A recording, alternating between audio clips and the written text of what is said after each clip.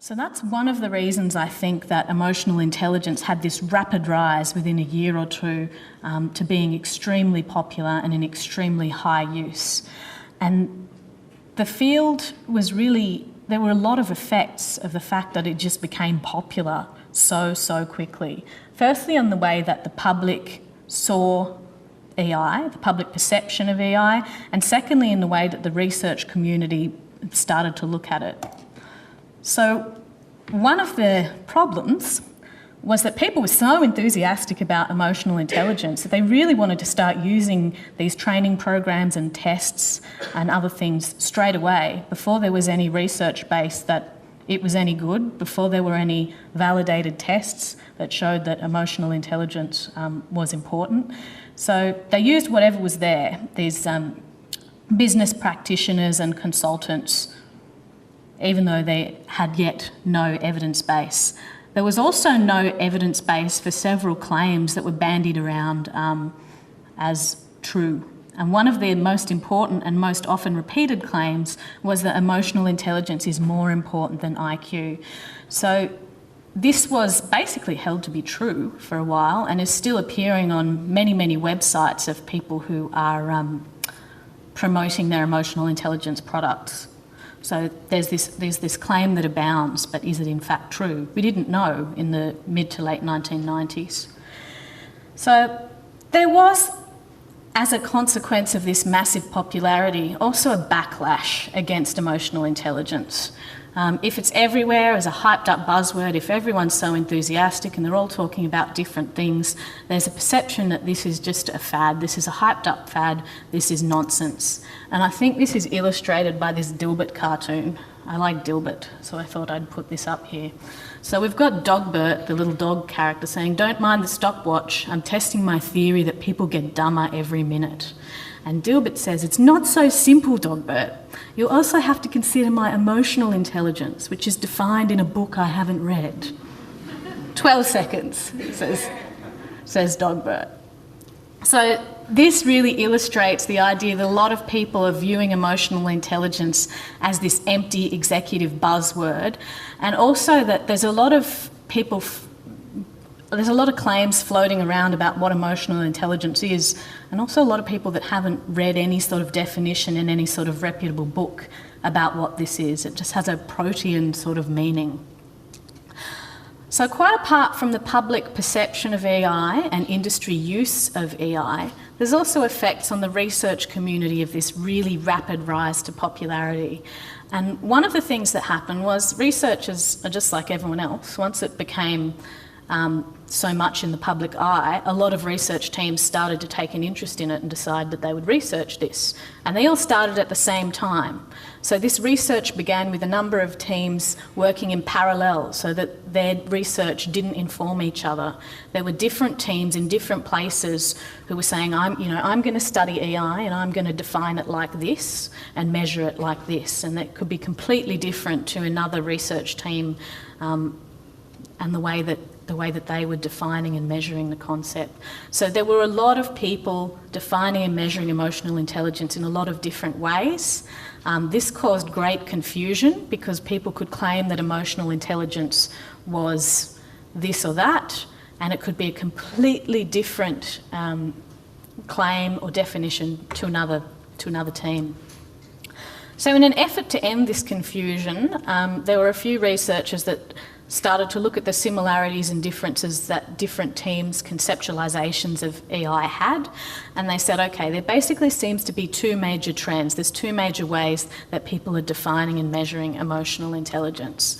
Some of them are doing it through these mixed models, and some of them are doing it through these ability models. So the mixed models are defining emotional intelligence as a mix of a bunch of things, as character, motivation, emotional skills, social competencies, and various other things. So they're a very broad definition of a number of different types of constructs. Whereas the ability models held that emotional intelligence was purely an ability. So it's just like, for example, musical ability, numerical ability or mathematic ability, except that you're dealing with emotions instead of music or numbers or mathematical equations. So they're two very, very different ways of conceptualising emotional intelligence. So when you are reviewing the research literature and you hear a claim, emotional intelligence predicts, I don't know, marital dysfunction, you really need to figure out which kind of emotional intelligence they're talking about, because these two things, they don't even relate to each other, these mixed models and ability models. And they're measured differently. So mixed model tests of emotional intelligence tend to use these rating scales. So I've got here an example of some emotional intelligence test items from Nicola Schute's emotional intelligence test. She's a researcher based in Australia, and her test came out in 1998. So we have here an item: I know when to speak about my personal problems to others. To strongly disagree, to strongly agree. I find it hard to understand the non-verbal messages of other people. That might be another item, or I know why my emotions change. So there are a large number of tests of this kind. Probably the most well-known, which came out the earliest, is Baron's emotional quotient inventory. There's also something called the TQ, the Trait Emotional Intelligence Questionnaire. There's a measure called GENOS that came out of a group at Swinburne University in Melbourne. There's Daniel Goleman's Emotional Competency Inventory. There's something called the Wong-Law Scale by Wong and Law that's often used in the business world, and there's hundreds and hundreds and hundreds of others. So there really are literally hundreds of these rating scales around, and they're all slightly different. Measuring emotional intelligence as an ability model is a bit different. So normally you have some sort of question where you're asking people, can you recognise or evaluate the emotion present in some sort of stimulus? So this is an example of trying to test whether people can recognise the emotion in a facial expression. And this face is my baby son when he's a couple of weeks old. So we're deciding whether the extent to which he feels or expresses happiness, fear and sadness in this picture. So if I look at that, I don't think he's really looking happy at all, unfortunately. So I would maybe rate that a 1 for no happiness. He does look a little bit scared of the world there. The world's a very scary place when you're only a couple of weeks old, so maybe that's a 3. I don't think he looks sad. I think he looks fine. So this is an example of the type of test item that you would have for an ability EI model. And unlike the mixed models, there's actually only one commercially available test. That's the Mesquite, the Mayer-Salovey-Caruso Emotional Intelligence Test.